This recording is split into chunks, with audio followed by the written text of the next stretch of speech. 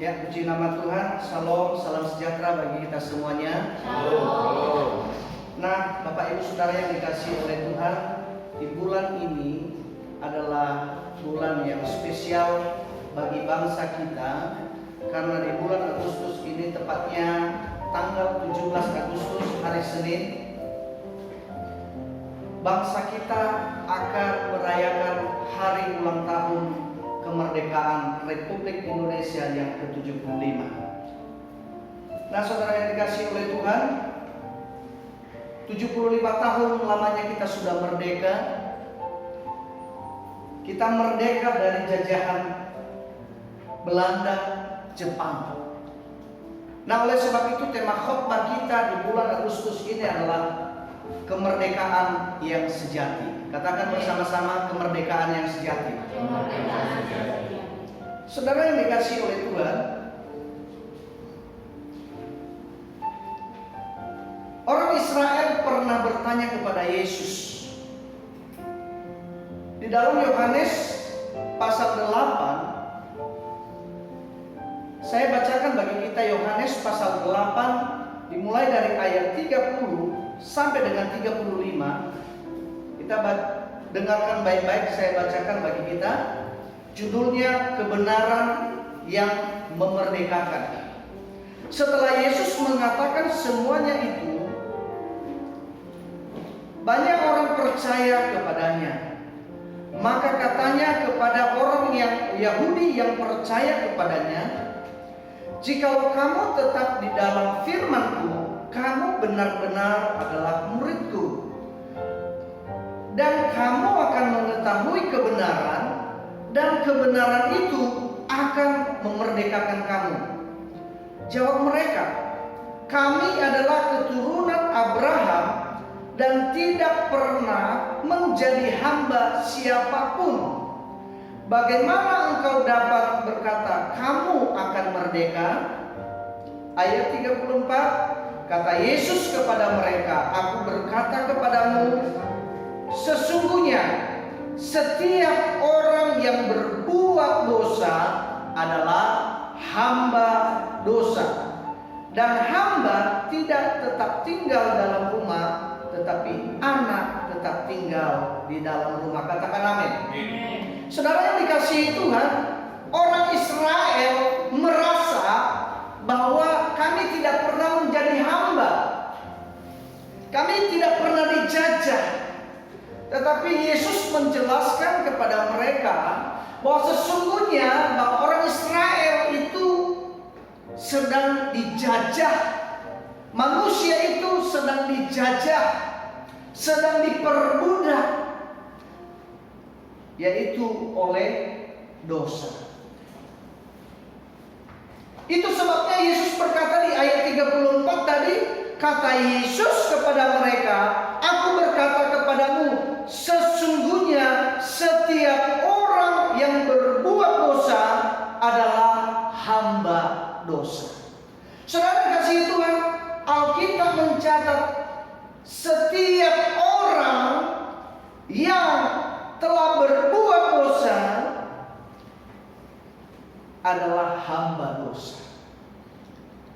Tahukah saudara, di dalam firman Tuhan keadaan manusia di dalam Roma pasal 3 ayat 23 dicatat di sana, dikatakan bahwa semua manusia telah berdosa. Artinya saudara dan saya, kita semua telah berdosa dan telah kehilangan kemuliaan Allah. Seperti itulah keadaan manusia, sedang diperbudak oleh iblis, sedang diperbudak oleh dosa, menjadi tawanan.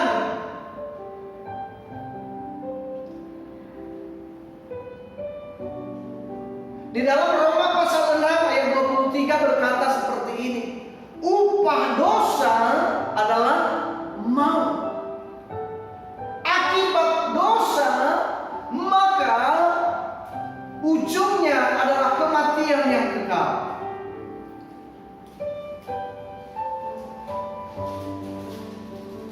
Saudara yang dikasihi oleh Tuhan, firman Tuhan menggambarkan bagaimana sih keadaan orang berdosa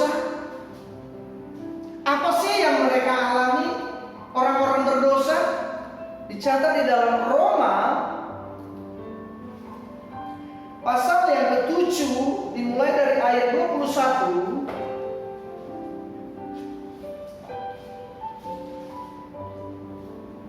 sampai dengan 25. Kita perhatikan di dalam kitab Roma pasal yang ke-7 dimulai dari ayat 21 sampai dengan 25. Seperti inilah keadaan orang berdosa. Saya bacakan bagi kita, demikianlah aku dapati hukum ini. Jika aku menghendaki berbuat apa yang baik, yang jahat itu ada padaku. Sebab di dalam batinku aku suka akan hukum Allah. Tetapi di dalam anggota-anggota tubuhku aku melihat hukum lain yang berjuang melawan hukum akal budiku dan membuat aku menjadi tawanan hukum dosa yang ada di dalam anggota-anggota tubuhku. Ayat 24, aku manusia celaka. Siapakah yang akan melepaskan aku dari tubuh maut ini? Ayat 25, syukur kepada Allah, yaitu oleh Yesus Kristus Tuhan kita. Katakan amin. Saudara, firman ini menggambarkan kepada kita keadaan manusia yang sedang berdosa. Firman ini menggambarkan kepada kita bagaimana kondisi yang dialami oleh manusia berdosa. Melalui ayat ini kita mengetahui kondisi orang berdosa itu seperti ini.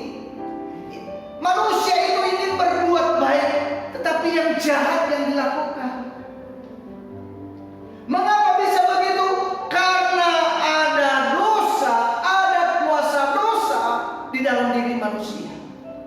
Kalau saya boleh menggambarkan orang berdosa itu, mohon maaf saudara, kalau saya boleh menggambarkan orang berdosa itu seperti kerbau yang sedang dicucu hidung. Artinya kalau ditarik ke kanan dia ngikut ke kanan, kalau ditarik ke kiri dia ngikut ke kiri, ditarik ke kanan ngikut ke kanan.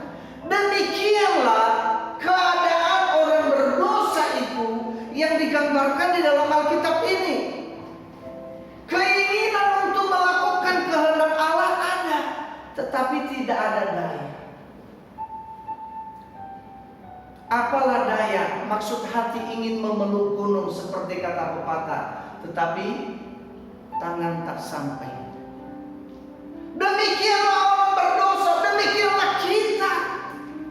Terkadang kita ingin melakukan firman Tuhan, kadang ingin berbuat baik, kita mau, kita rindu agar setiap kita menyenangkan Tuhan, tetapi Alkitab mencatat selalu gagal. Paulus menggambarkan bahwa manusia seperti itu adalah manusia celaka.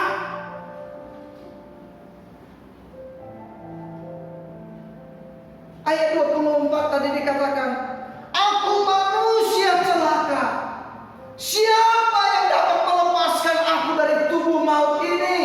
Syukur kepada Allah, yaitu Tuhan kita Yesus Kristus. Katakan amin. Kita berikan tepuk tangan bagi dia. Haleluya. Tuhan Yesuslah yang sanggup melepaskan kita dari tubuh maut ini. Itu sebabnya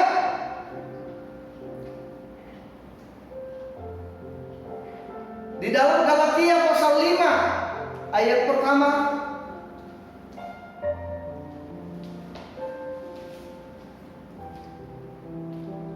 saya bacakan bagi kita. Galatia pasal 5 ayat pertama, judulnya kemerdekaan Kristen. Supaya kita sungguh-sungguh merdeka, Kristus telah memerdekakan kita. Karena itu berdirilah teguh perhambaan.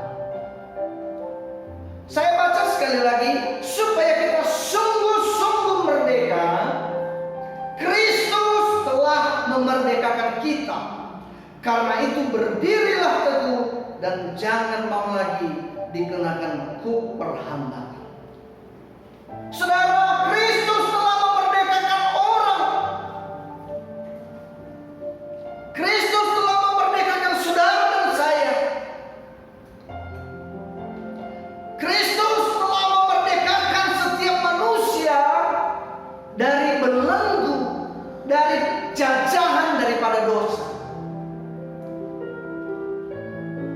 Roma pasal 8 ayat 1 sampai dengan 4 saya bacakan bagi kita. Roma pasal 8 ayat 1 sampai dengan 4. Demikianlah sekarang tidak ada penghukuman bagi mereka yang ada di dalam Kristus Yesus. Roh yang memberi hidup telah memerdekakan kamu dalam Kristus dari hukum dosa dan hukum maut. Sebab apa yang tidak mungkin dilakukan hukum Taurat karena tak berdaya oleh daging, telah dilakukan oleh Allah dengan jalan mengutus anaknya sendiri dalam daging, yang serupa dengan daging yang dikuasai dosa. Karena dosa, ia telah menjatuhkan hukuman atas dosa di dalam daging. Ayat 4, supaya tuntutan hukum Taurat digenapi di dalam kita yang tidak hidup menurut daging, tetapi menurut roh. Saudara yang dikasihi Tuhan, Tuhan Yesus telah memerdekakan kita dari belenggu dosa, dari belenggu, dari kutub hukum Taurat. Yang menjadi pertanyaan, bagaimana supaya kita mengalami kemerdekaan itu? Supaya saudara mengalami kemerdekaan itu, langkah pertama yang harus dilakukan adalah menerima Yesus sebagai Tuhan dan Juru Selamat kita pribadi. Saya ulangi, langkah pertama supaya kemerdekaan yang sejati itu menjadi milik kita, yaitu menerima Tuhan Yesus sebagai Tuhan dan Juru Selamat kita secara pribadi. Katakan amin. Saudara, dengan kita menerima Tuhan Yesus, maka kita bersatu dengan Yesus.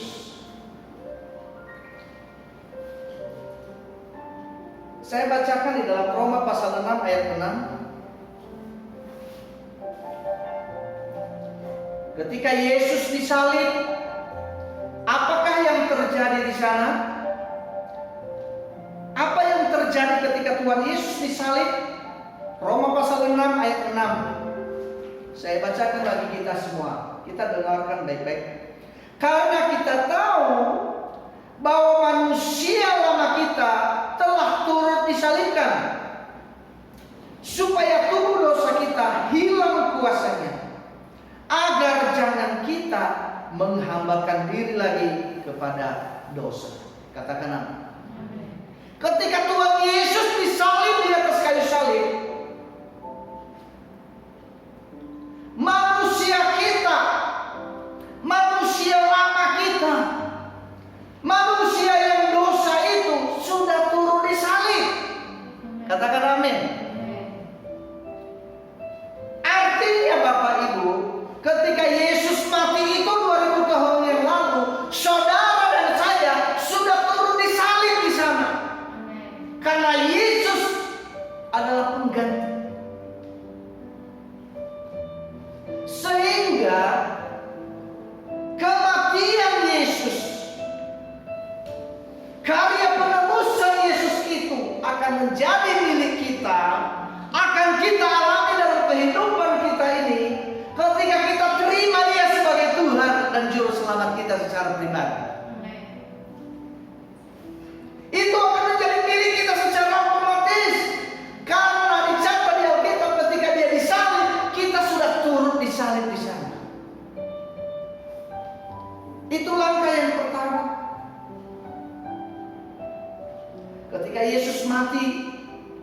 di atas kayu salib, sebenarnya manusia yang penuh dosa itu pun sudah turut mati di sana. Langkah yang kedua, apa yang harus kita lakukan agar kemerdekaan yang sejati itu menjadi milik kita? Yang kedua, kita harus memberi diri dibaptis. Saudara yang dikasihi Tuhan ini, saya tidak sedang berbicara doktrin gereja, tapi saya menyampaikan kebenaran firman Tuhan.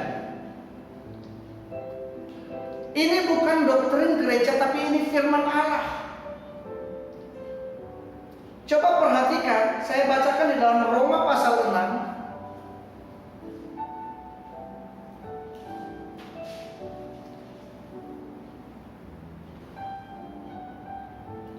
Roma pasal 6 ayat yang ketiga sampai dengan 4, saya bacakan, kita perhatikan. Atau tidak tahukah kamu bahwa kita semua yang telah dibaptis dalam Kristus telah dibaptis dalam kematiannya? Dengan demikian kita telah dikuburkan bersama-sama dengan Dia oleh baptisan dalam kematian, supaya sama seperti Kristus telah dibangkitkan dari antara orang mati oleh kemuliaan Bapa, demikian juga kita akan hidup dalam hidup yang baru. Saudara, firman Tuhan berkata orang yang dibaptis itu artinya dibaptis, dipersatukan dalam kematian Tuhan, dikubur bersama-sama dengan kematian Tuhan. Tadi yang pertama, kalau kita terima Yesus, kita sudah turun di salib. Kalau Yesus yang di salib itu sudah mati, berarti manusia di sana yang ikut di sana sudah turun di salib, sudah mati. Nah, apa yang terjadi sesudah mati? Yesus dikubur. Manusia yang sudah turun di salib di sana, yaitu saudara dan saya, orang-orang berdosa tadi, yang sudah turun di salib, yang telah menerima Kristus, maka manusia kita itu yang sudah mati, manusia lama kita itu harus juga dikubur.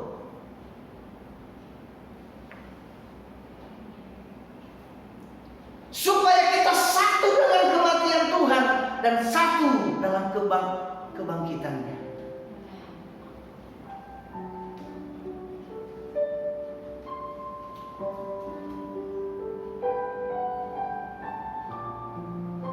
Saudara, Kolose pasal 2 ayat 11.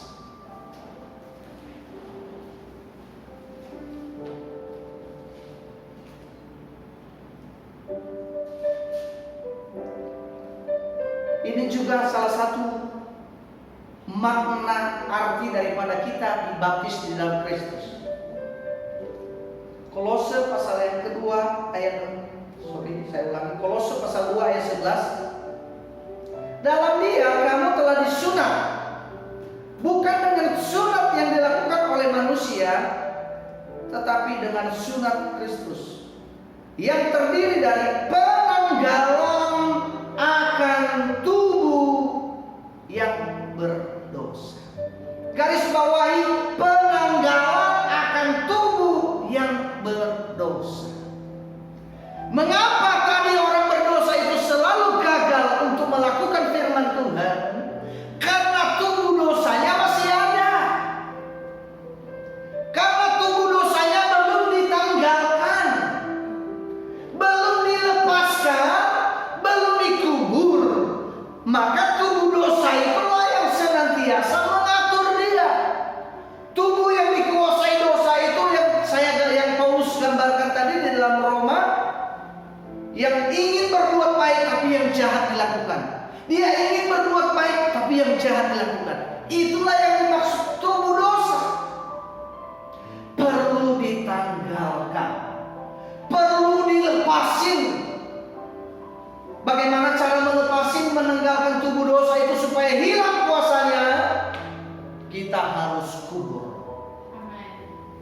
Dikubur artinya dibaptis, dipersatukan dalam kematian Tuhan, supaya seperti Kristus bangkit dari antara orang mati, demikian juga kita orang yang percaya kepadanya dan memberikan diri dibaptis, bangkit dalam kehidupan yang baru. Itu sebabnya firman Tuhan mengajar kita, hidupku yang kuhidupi sekarang bukan aku lagi, tetapi Kristus yang hidup di dalam aku. Katakan amin.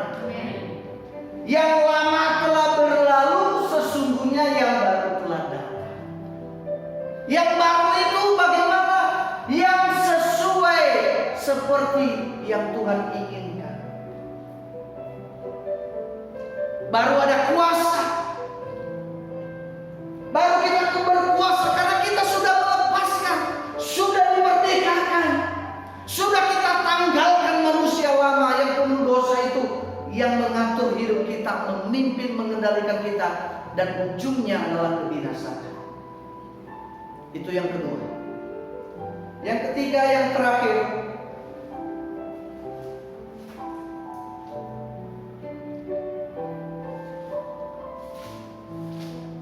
di dalam Yohanes pasal 8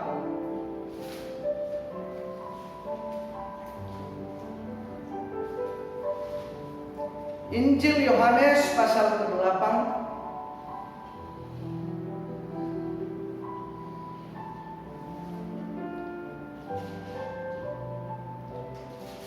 saya bacakan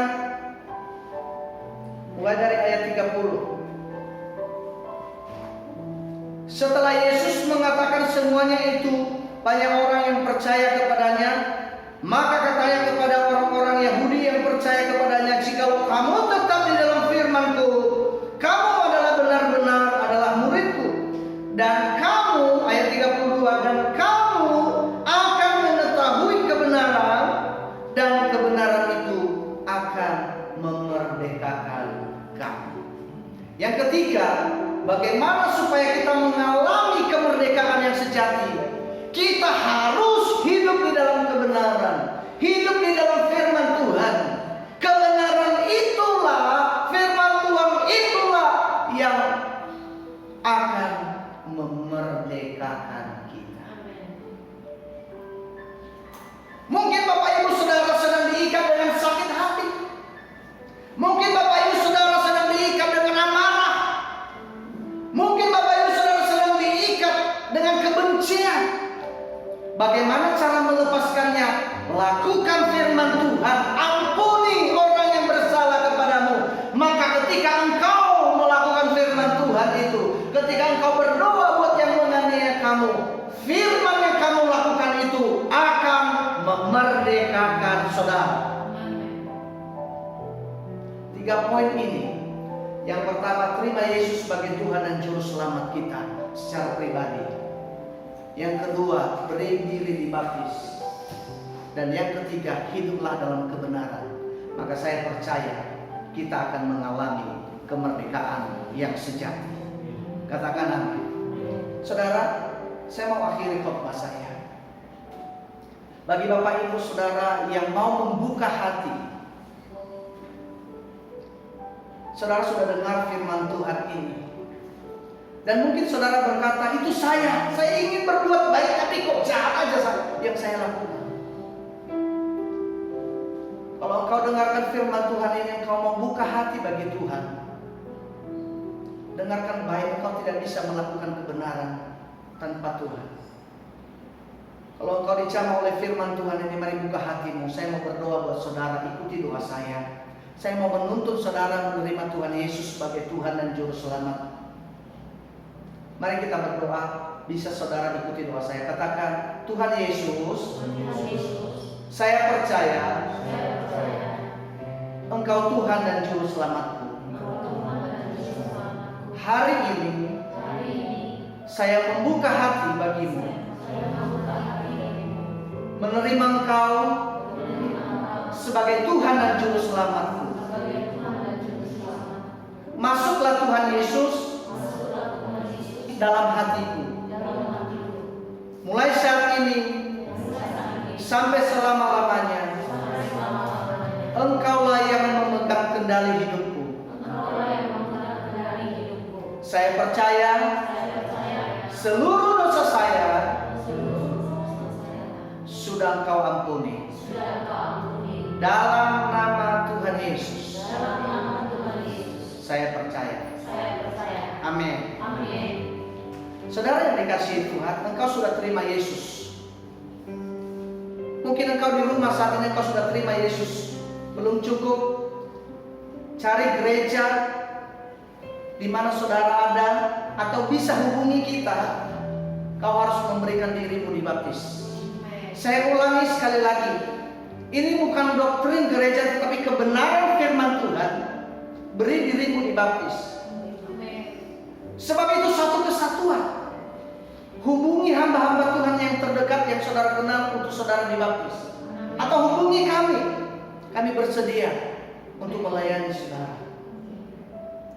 Yang terakhir saya mau berdoa buat Bapak Ibu yang sedang sakit. Buat Bapak Ibu yang sedang terikat. Mungkin engkau sudah percaya Tuhan Yesus, tapi engkau masih terikat dengan dosa. Engkau terikat dengan kecanduan. Engkau terikat dengan pornografi. Engkau terikat dengan percabulan, perzinahan, perjudian. Arahkan tanganmu. Oh rabasandara bataka rabasandara bataka rabasandara. Aku berdoa buat anak-anakmu yang sedang angkat tangan Tuhan, yang sedang menyaksikan program ini di rumah. Aku berdoa di dalam nama Yesus. Terima kelepasan, terima kesembuhan, terima mujizat dalam nama Tuhan Yesus. Oh rabataka rabasaka rabataka. Terima kasih Bapa. Terima kasih Tuhan Yesus. Mari mulai sembah Tuhan. Uriala masandara bataka yasa. Sikara baba basandara bara masik. Terima kasih Bapa. Terima kasih Bapa. Terpujilah namamu. Di dalam nama Tuhan Yesus kami mengucap syukur dan percaya. Sama-sama kita katakan